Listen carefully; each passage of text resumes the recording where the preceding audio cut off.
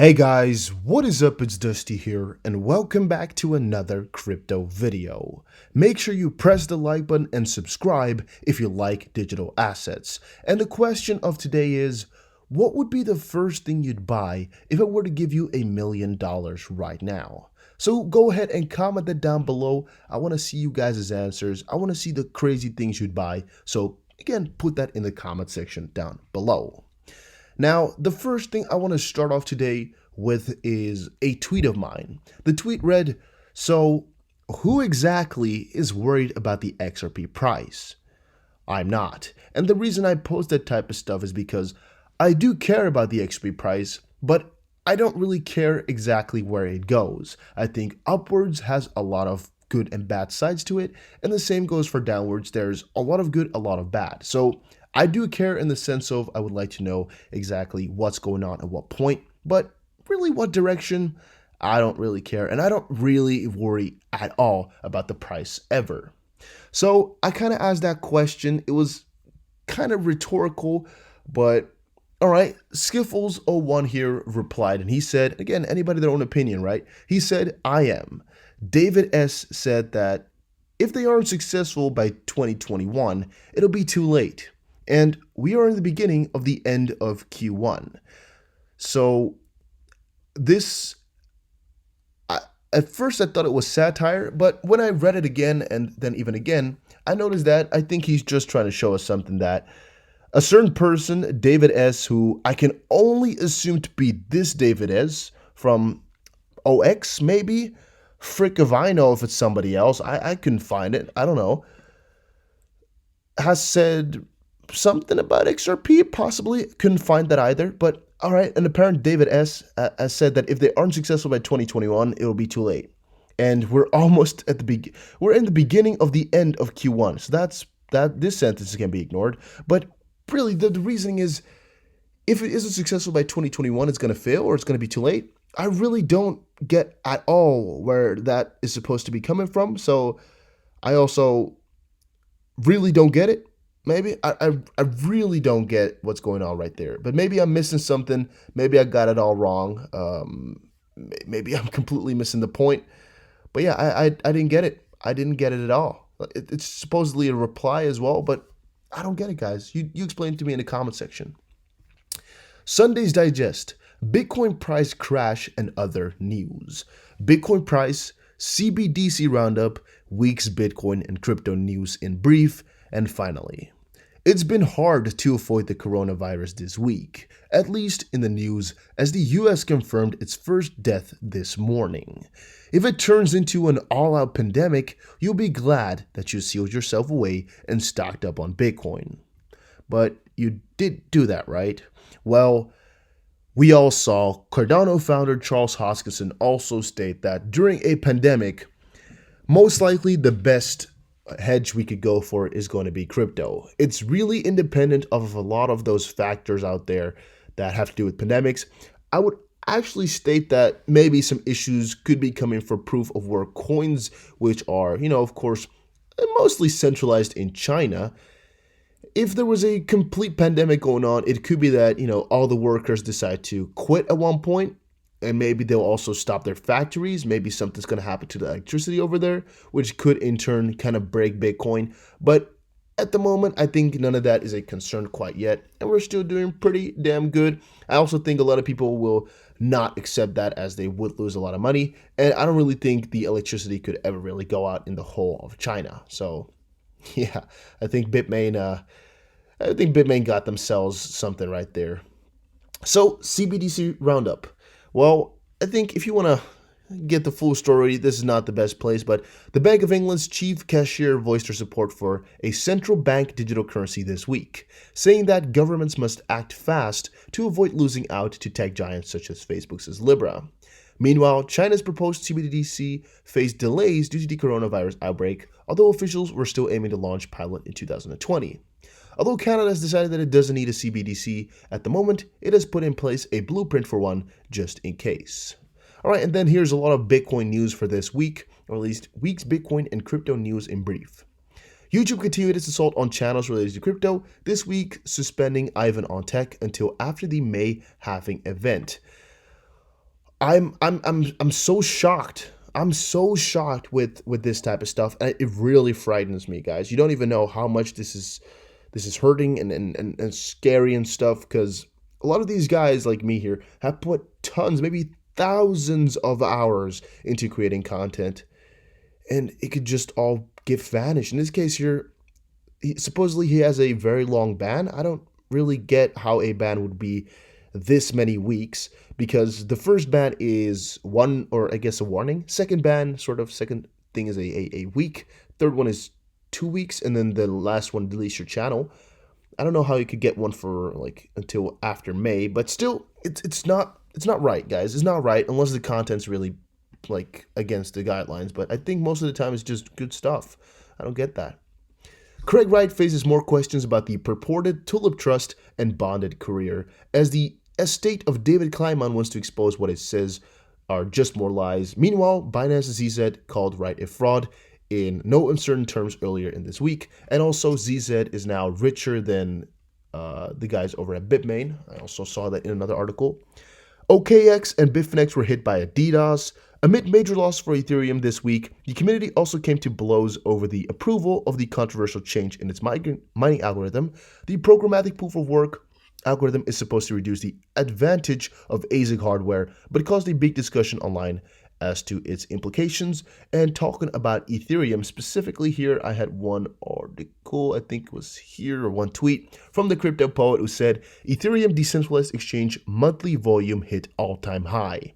In February 2020, decentralized exchanges logged over $372 million in trading volume, a 62% increase from the month prior. February's volume overtook the previous all-time high volume of 358 million in July of 2019. So that's pretty nice to see. It could be that we're starting to increase now from this month on forward. Maybe March will still be great in terms of crypto. Who knows? Only time will tell. But a lot of good is to come, guys. A lot of good is to come. Bitfinex claims that it has repaid $100 million out of the $700 million it has borrowed from Tether last year. And Paulo Ardoino, CTO of Bitfinex and Tether, will be speaking at the Digital Asset Summit next month, marking the first time that Bitfinex Tether executive has spoken at an industry event. So that's also going to be quite cool. And then a little bit of a sad thing, but all right.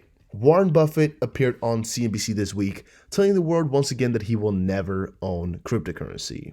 This caused Justin Sun, who Buffett said was very polite at the recent charity launch date, to call foul play. After all, the joy of blockchain meant that he could show the Bitcoin and Tron he gifted Buffett at the dinner had not been moved. To which Buffett responded that he had given the phone away, on which Sun had loaded these wallets to his favorite Glide charity.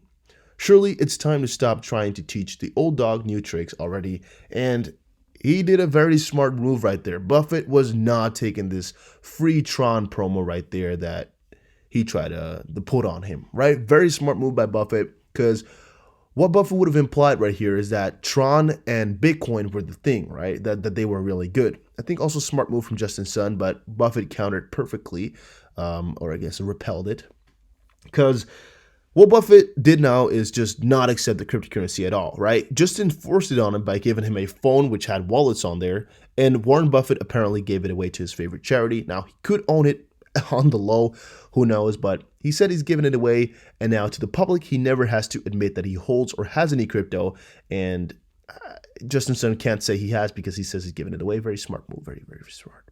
Now, another light of the saw is cryptocurrency users failing to file AML forms may face trouble this tax season. For anybody out there,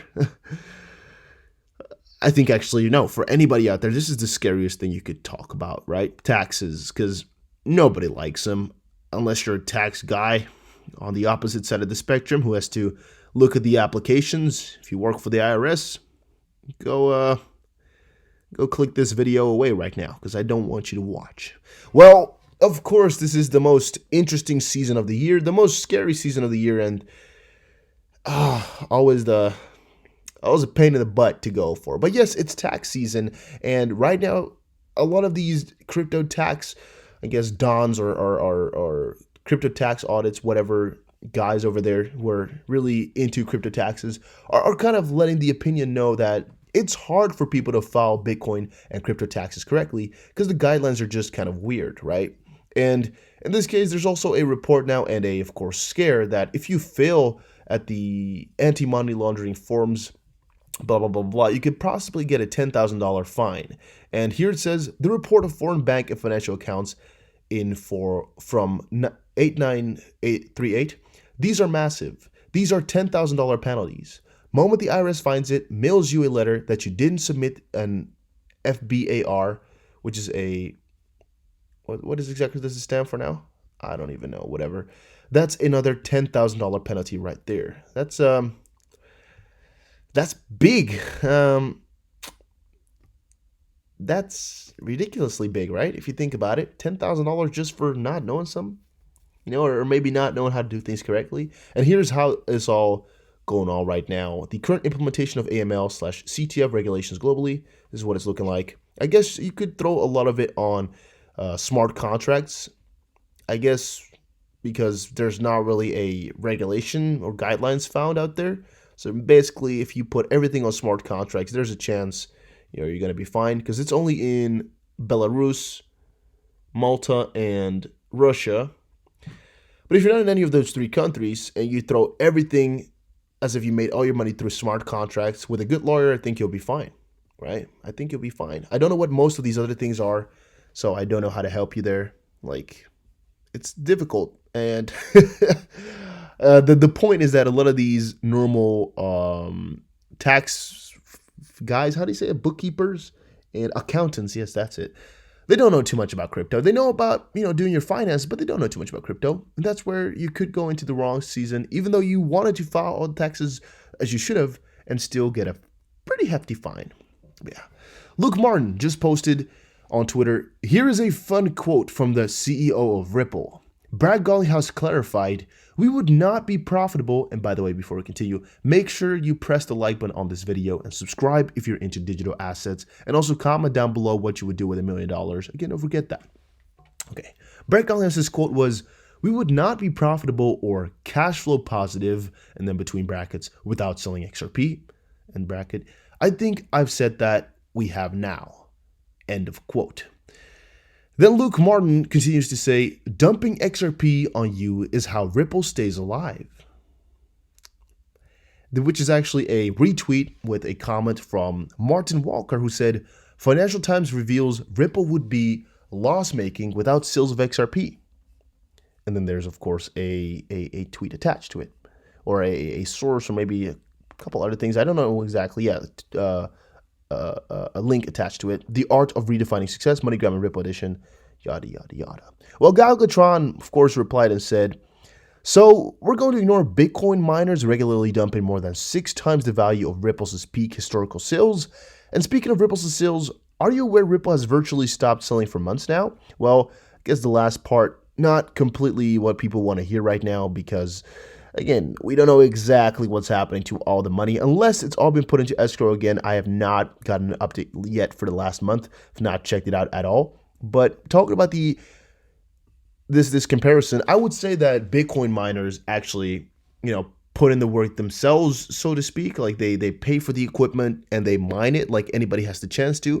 For XRP, the only kind of chance you have is not existent because Ripple has most of the money, which they can just sell kind of. So I don't really see that comparison right there with Bitcoin. But I do agree that I think any form of business has their own way of getting money, achieving money. And in this case, Ripple would probably have never achieved what they wanted had they not sold XRP. Ripple would have probably gone a whole completely different route had they not had this XRP to use to become more profitable or to really get big partnerships going. Because if you think about it, what does Ripple have without XRP? Not that much, right? Not that much. They got their solution, Xcurrent, yes, but it's not really what we're all waiting for. It's not really what we're all so crazy for. The whole Ripple net and the whole essence, at least for most of us, is that it's built around XRP, about a crypto, and that we can kind of, correlate those two, kind of link those two things together. A crypto company is kind of what people want to call it. And I also think that Ripple would never be as popular had it not held XRP this much, had it not used XRP this much, and had it not sold that much. So conclusion there is I think that Ripple does need XRP, quote unquote, dumping to stay alive, but it's their business model. It's the way they do it. And in the end, the XRP that they do, quote unquote, dump is supposedly for the XRP ecosystem. Because if you think about it again, if we stop XRP dumping right now and get rid of Ripple, what does XRP have for themselves, right? Not that much. It's really basically useless right then and there. Because you could say, yeah, but we could all just use XRP for transactions and whatnot. But in the end, nobody's really going to do that, right? If we're only using XRP for P2P transactions, person to persons right now, we could use 10,000 different other things, right? The real big thing that makes XRP so huge is the entity behind it. It's really the truth, guys. It's really Ripple really puts a lot of value on XRP. Otherwise, I don't think it could have ever gotten this high. And maybe it's an unpopular opinion, who knows, but they're together anyway now, so I don't think it matters that much. And I think that's also why we can kind of allow them to sell it, because we have a part of it, right? And they have a part of it. And if the price goes up, we both make money, right? And the only con, I guess, is that we had to buy the XRP. They got it gifted, and they can just sell it and get the profits instantly. And we're kind of holding for the profits to get higher. Maybe that's the only bad side to it all, I guess, which is still a pretty big one to some people. IOHK Charles says, when you eat too many paint chips as a child, wait, actually, let's read the tweet first. I just read it now, and I actually commented. The tweet says, in today's desperate attempt to assuage investors' tears as the price of Cardano plummets, Charles announces that IOHK may have a 2-month release window for Shelly, but also might not have a release window for Shelly, leaving investors wondering if it will ever actually ship. So then Charles came on and said, when you eat too many paint chips as a child, you become a cynical person who is unable to understand facts to the contrary of one's own opinions. Pity this man, there is no cure. And I had a little bit of a laugh right there. I don't know, just thought it was funny. I thought the way he responded is just so savage. It's not what I'm really used not what I'm really used to, right? And I like my own response right there. Charles being completely savage, nice. It's just it's funny how he just really replied like that. I didn't expect it at all. I don't know if the Beastline is a pretty big guy though, Leo Rowan. Maybe that's why. But pretty heavy. By the way, this guy is a Bybit, I guess, supporter. Maybe he gets paid by them. Interesting. All right, and then XRP the Standard Productions, giving him a little shout out right here, I guess, because he did bait me a little bit. The article here says Ripple's a spring to purchase obscure retailer Amazon.com. I was like, what the frick are they talking about, right? What's going on? What? I was like, why does it say obscure retailer? I had a couple of ideas about what it could be. Didn't actually check out the name and the bio, which says, calm down, folks. It's called Satire. So if I did, I wouldn't have gotten baited into checking it out. Because right here, you can see Ripple's spring to purchase obscure retailer Amazon.com. And when I read it like this, I was like, all right, there's no way. This is just BS. And then looking through, taking the latest investment leap and praying for the outside chance they strike gold, Ripple's spring initiative announced today that they have purchased the little-known online retailer Amazon.com. We are jazzed about the acquisition, blah, blah, blah. And don't worry if you never heard of Amazon. I'm just clicking it away right now. This is the stupidest waste of time I've ever seen in my life, really. I did get a little bit of I got debated a little bit, gotta be honest. So that's why, again, I'm giving him his time in the episode, because he did get me. But I don't appreciate this at all. It's just really a waste of time, really stupid, but to a certain extent kind of funny, because it got so many likes. People will actually get real discussions going because they're like, oh, it's really true, or no, this is not true, you stupid, right? And there's a couple of people out there who will be replying like, really, or however you would say that. And of course, others are into the satire. Like, for example, here I heard they sell books online, or what is this company you're talking about? And different people will have different funny comments, but really, in reality, this is the stupidest thing I've seen in a long time. Really, really stupid. But hey, if you're into this entertainment stuff, I guess, it can make your day. So again, that's why I gave it a little shout out. Again, to come back on what I said earlier, guys, I'm going to be doing more tweets on Twitter. I'm going to be sharing more things on here. I'm going to be sharing more of my opinions, more random things I find. So make sure you give me a little follow on Twitter at the DustTBC. And also, guys, make sure you buy yourself a hardware wallet so you make sure that you don't lose your money.